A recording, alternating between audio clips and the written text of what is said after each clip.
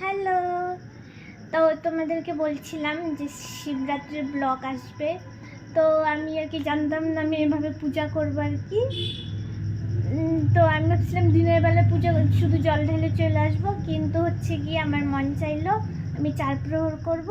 তাই এখন এইভাবে পূজা করতেছি। এখন রাত হয়ে গেছে।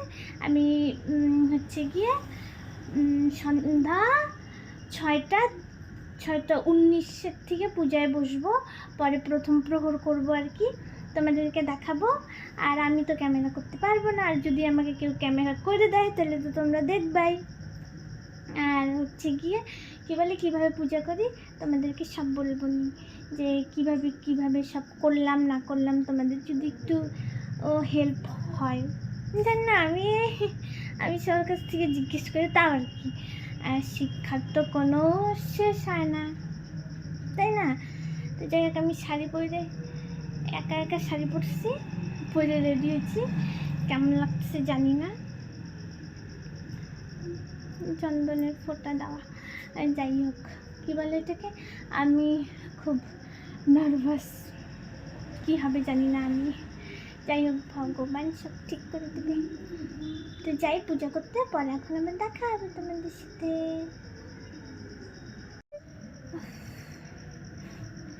আমার পুজো দিতে দিতে রাত হয়ে গেল, মানে আমি 4 প্রহর করতেছি তো তাই আর কি।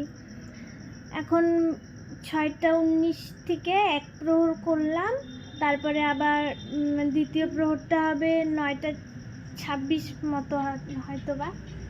তো আমি তো পূজা করি, আমার ক্যামেরা কে করে দেয় ভগবান জানে। আমি কোনো পরে আর কি ভয়েস ওভার দিয়ে দিব, দেখবো কেমন আর কি ভিডিও করা হয়েছে কি হয় নাই। কিন্তু হচ্ছে গিয়ে নাও দিতে পারি, কারণ আমাকে কেউ ক্যামেরা করে দেওয়ার মতো লোক নাই গা। আর এখন রাত হয়েছে, এখন তো আরও লোক থাকবে না, তাই না? তো জানি না কি হবে, 4 প্রহর ভগবানই জানি করতে পারবো কি না। এখন তো মাত্র 7টা বাজলো, পূজা কমপ্লিট করলাম। তারপরে 9:30 থেকে দ্বিতীয় প্রহর শুরু হবে। তারপরে 12টার সময়, মানে 12টা কততে তৃতীয় প্রহর, আর চতুর্থ প্রহর মানে হচ্ছে 3টা 40-এ, এরকমই হবে। মানে আমি পঞ্জিকা দেখে করতেছি, মানে পঞ্জিকায় যে সেগুলো লেখা ওগুলো দেখে করতেছি আমি আর কি। তো যাই হোক, আমার গলার থেকে আওয়াজ বের হচ্ছে না, কষ্ট মষ্ট করে বের করতেছি, কারণ উপাস আছি তাই বললে না, এমনি কেমন যেন শরীরটা ক্লান্ত ক্লান্ত লাগতেছে, জানি না কেন। কিন্তু আমার কোনো ব্যাপার মনে হয় না এগুলা। পূজা করতে আমার ভীষণ ভালো লাগে, মানে পূজা করতে যে কেমন লাগে এটা কাউরে আমি বইলে বোঝাইতে পারবো না। শাড়ি পরছি আমি একলা সাজছি, কিছু সাজি নাই, মানে যেগুলো পরছে এগুলো সব খুলে পড়ছে। এখন আমার থাকতে হবে, আজকে ঘুমানো যাবে না, একবারে কালকে বৃহস্পতিবার সকালবেলা পালন করে তারপরে পূজা করে তারপরে ঘুমানো যাবে আর কি। মা বললো সারারাত্রি জায়গায় থাকতে হবে, ঘুমানো যায় না, তোমরা তো জানোই হয়তো বা। আর আমি হচ্ছে গিয়ে কী বলে এটাকে, ইসেতেও দেখলাম আর কি যে ঘুমানো যায় না, আর জাগনা থাকতে হবে সারা রাত্রি। একবারে পালনের পর তুমি যা খুশি করতে পারো, মানে পালন করার পর। যাই হোক, এখন আর আমার ভালো লাগতেছে না, একটু গিয়ে ঘরে বসি, তারপরে আবার কথা বলবেন। করতেছি তো, মানে শুরু তো করলাম, কিন্তু এখন দেখি কতটুকু করতে পারি। সারাতে যাই গিয়ে পূজা করে উপাস থেকে কতদূর কী করতে পারি, যেটা করবো তোমরা তো দেখবাই। আমার হাত ব্যথা হয়ে যাচ্ছে ফোন ধরতে ধরতে, জানি না কেন। উফ, আমি খুব না, কিচ্ছু না। আজকে আমি বেশি কিছু আর বলতে চাই না। পরে যে ক্যামেরা করে দিবে, মানে আমার পূজা করার, জানি না কে করে দিবে, কেউ নাই গা, কেউ নাই। আর এখন রাত্রিবেলা, এখন তো আরও কেউ নাই গা। আমার ভাই তো বাড়িতেও নাই, আর কাউকে ফোন করে ডাকতেও পারবো না তেমন একটা। এখন এখন রাত্রিবেলা কেউ আসবে না, তুমি তো ভালো করেই জানো। যাই হোক, দেখি কী হয়। আর যেটাই হবে না কেন আমি চেষ্টা করব একটু ক্যামেরায় বন্দি করার, যেন তোমাদেরকে দেখানোর জন্য। আমি খুব এক্সাইটেড বন্ধুরা, জানি না কি হবে আমার সাথে।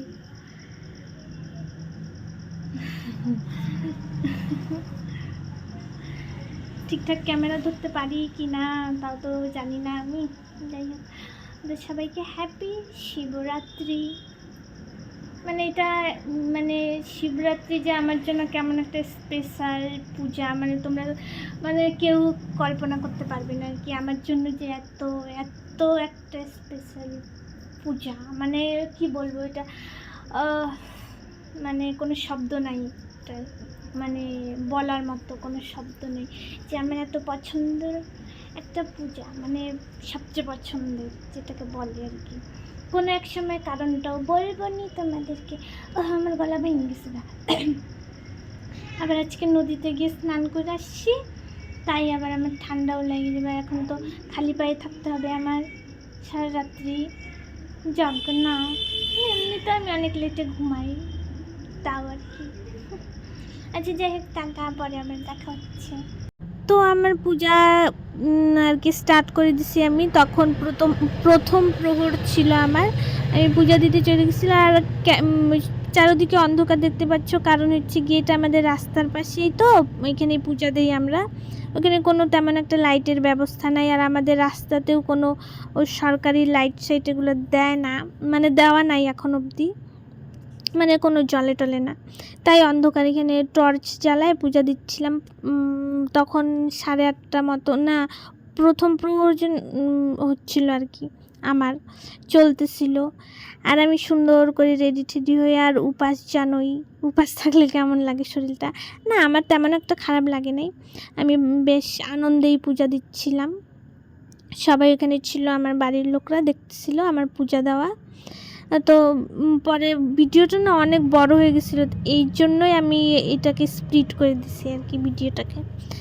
তোমরা হয়তো বা ভালো করে আমি কিভাবে পূজা দিচ্ছি প্রসেসিংগুলো দেখতে পাবা না।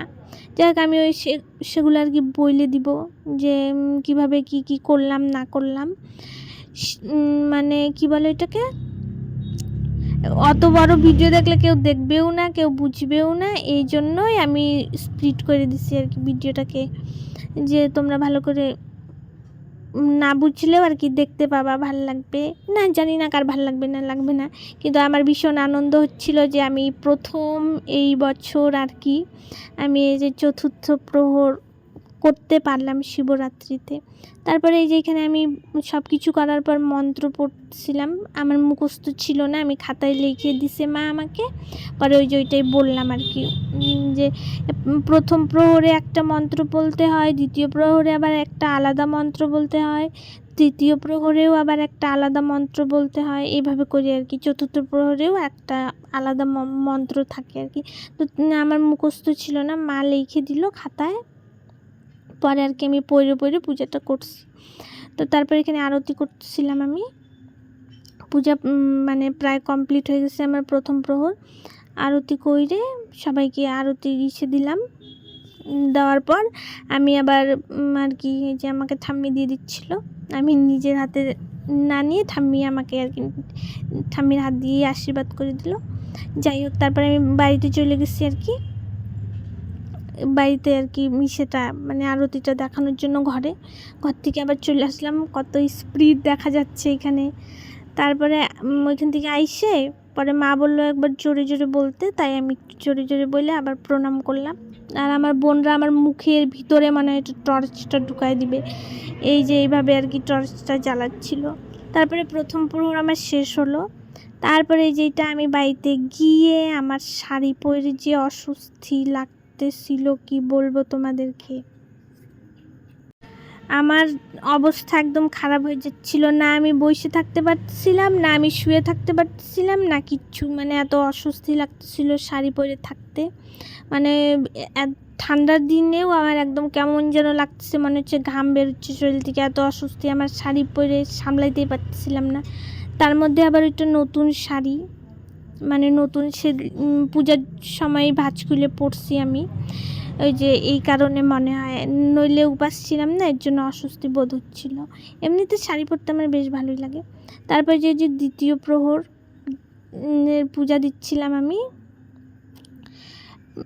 পরে তখন তো আরও বেশি অন্ধকার, গুটগুটা অন্ধকার, রাস্তা দিয়ে বেশি গাড়িও যাচ্ছিল না যে আলো মনে হবে। তাই আমি পরে মনে মনে ভাবতেছিলাম আমি এগুলো ভিডিও পোস্ট করব, কেউ তো বুঝবেই না বা দেখবেই না, এত অন্ধকার অন্ধকার। তাই আমি ভাবলাম কেউ দেখুক না দেখুক, কিন্তু এটা তো আমার প্রথম, মানে আমি জীবনে প্রথম চতুর্থ প্রহর করছি, এই স্মৃতিটা তো রাখা অবশ্যই অবশ্যই আমার দরকার। মানে আমি কোনো এক সময় দেখব নিজের থেকেই না, এর জন্য আমি পরে ভাবলাম যে এডিট করে আমি থুয়ে দেই, কেন ডিলিট করব। আমার মা এত কষ্ট করে মোবাইল ধরে দিছে, বিরক্ত বোধ না করে, এই জন্যই আমি এডিট করে এটাকে পোস্ট করব ভাবছি আর কি, তাই এডিট করতে বসছি। যাই হোক, পরে যে সব কিছু মানে পূজা দিচ্ছিলাম আমি না, একদিন তোমাদেরকে ভালো করে বলবো যে কি প্রসেসিংয়ে আমি আর কি পূজাটা করছিলাম, চতুর্থ প্রহরটা।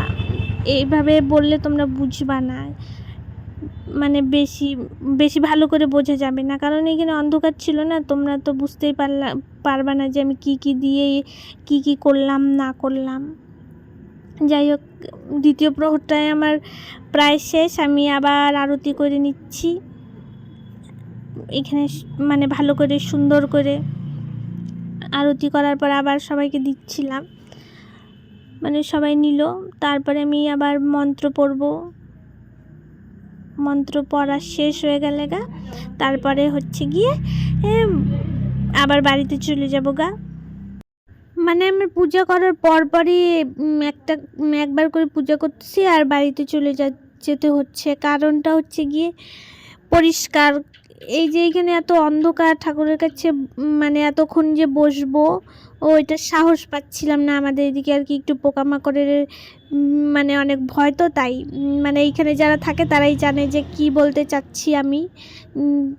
একদিন তোমাদেরকে আমি বলবো নি যে কি পোকামাকড়ের ভয় আমাদের এখানে। যাই হোক, তারপরে তাই আর কি অন্ধকারে বেশিক্ষণ এখানে থাকাটা ভালো হবে না, তাই সবাই বললো যে বাড়ি চলে যাও। তারপরে যে আমার তৃতীয় প্রহর স্টার্ট হয়ে গেছে আর কি, এখানে ভালো সুন্দর করে আমি প্রদীপ জ্বালাই নিয়ে আসছি ঘর থেকেই। তারপরে যেখানে সব ঠাকুরের কাছে পরিষ্কার করার পর আমি ঘি দিয়ে এই মানে প্রথম তৃতীয় প্রহরের সময় এই যে ঘি দিয়ে করতে লাগে আর কি, তাই আমি করে নিচ্ছিলাম। আর প্রথম প্রহরে শুধু দুধ দিয়ে, তারপরে মনে হয় ঘি দিয়ে, না তারপরে দই, তারপরে যে ঘি, আর লাস্টটায় হচ্ছে গিয়ে মধু দিয়ে। তো এখানে ভালো করে আমি মানে সুন্দর করে করে নিচ্ছিলাম, আমি যেরকমটা পারি আর কি, সেইভাবেই। কোনো ভুল ত্রুটি হইলে ভগবানে আমাকে ক্ষমা করবে, কারণ প্রথম তো একটু ভুল হইতেই পারে। যাই হোক, আমি তো সব কিছু ভালো করেই করছিলাম আর কি, ভুল হওয়ার কোনো দেখি নাই। তাও ভুল যদি হয়ে থাকে তাহলে আমাকে ঠাকুর ক্ষমা করে দিবে, কারণ এটা আমার প্রথম আর কি পূজা করা। তো সুন্দর করে করতেছিলাম, আর তোমরা দেখতেই পাচ্ছ যে চারদিকটা কতটা অন্ধকার। তখন বাজে হচ্ছে গিয়ে 12:18, হ্যাঁ 12:30টার সময় ছিল তৃতীয় প্রহরটা। এত লেটে আমি আর মাই শুধু জাগনা ছিলাম, সবাই শুয়ে পড়ছিল, আর আমার তো ঘুমানো যাবে না। পরের দিন আর কি আমি পারণ করব, তারপরে খাওয়া দাওয়া করার পরই একমাত্র আমার ঘুমাইতে হবে। সারা রাত্রি জাগনা থাকতে লাগে এই চতুর্থ প্রহর করলে আর কি, উপাস আবার জাগনা, একটুকু শোয়া যাবে না। কিন্তু আমি ফোন ঘাঁটতেছিলাম, মিথ্যা কথা বলবো না, শুই নাই কিন্তু ফোন ঘাঁটতেছিলাম, আবার একটু চোখও লাগিয়ে গেছিল আমার। যাই হোক, আমার মা আমাকে পরে ডাইকে তুলছে। এখানে প্রদীপের আলো একটু তাও বোঝা যাচ্ছিল, কিন্তু সেই আর কি ভয় করতেছিল, চারিদিকটা সে অন্ধকার ছিল না। কিন্তু পূজা করার সময় তেমন একটা কোনো কিছু মনে হয় না, এটা সবারই ক্ষেত্রে সমান। পূজা করার সময় শুধু পূজার প্রতি আর কি সব কিছু মনোযোগ থাকে, আর যা ঠান্ডা ছিল আমি তো পুরো চাদর টাদর গায়ে দিয়ে তারপরে ইসে করতেছি। আর শাড়িটা খোলার পর আমার আর কি ভালো লাগছে এই শরীরটা আর কি। শাড়িটা পরে তো অস্বস্তি হচ্ছিল, পরে এই যে কুর্তি পরে আসছিলাম, পরে আর কিচ্ছু ওরকম একটা মনে হয় নাই গা। আর আমি যে উপাস ছিলাম আমি নিজেই বুঝতে পারছিলাম না, আমার কিচ্ছুই মনে হয় নাই, একদম শরীরও খারাপ লাগে নাই, কিচ্ছুই হয় নাই, খিদাও পায় নাই। এমনি সময় তো কিছু কিছু খাইতে ইচ্ছা হয়, সেদিন আমার কিচ্ছু মনে হয় নাই। আমার তো ভয় করছিল যে আমি সবটা করে উঠতে পারবো কি না। ভগবানের আশীর্বাদে প্রায় আমি সবটা করেই উঠতে পারলাম আর কি, যেইভাবেই করি না কেন। ফার্স্ট টাইম ছিল আমার। যাই হোক, আমার যে মনে একটা কেমন আনন্দ হচ্ছিল ওটা আর কি বলে বোঝানো যাবে না। সেটা আমি আর কি নিজে মানে নিজেই আর কি ওটা অনুভব করতে পারবো, এটা কাউরে বলে আমি বোঝাইতেই পারবো না। মেন কথা হচ্ছে আর যে আমার কেমন শান্তিটা লাগছিল আর কি। স্বাভাবিক, এটা হচ্ছে আমার চতুর্থ প্রহর। আমি কেন জানি না এত তোতলায় যাই কথা বলার সময়, বিশেষ করে এই ভয়েস ওভার দেওয়ার সময় আমি যে এত তোতলাই ভগবানই জানে কেন। যাই হোক, এটা সবারই একটা মাইনাস পয়েন্ট থাকে, যেটা হচ্ছে আমার এই তোতলানোটা। যাই হোক, ঠাকুরের আশীর্বাদে আমার তো চতুর্থ প্রহরটাও ভালোভাবেই কাটছে। আমার তেমন কিচ্ছু মনে হয় নাই, কিছু শরীরও খারাপ করে নাই, মানে খুব ভালো ছিলাম, খুব ভালো। মানুষ খাওয়া দাওয়া করার পর যে থাকে তার চেয়েও অনেক ভালো ছিলাম আমি।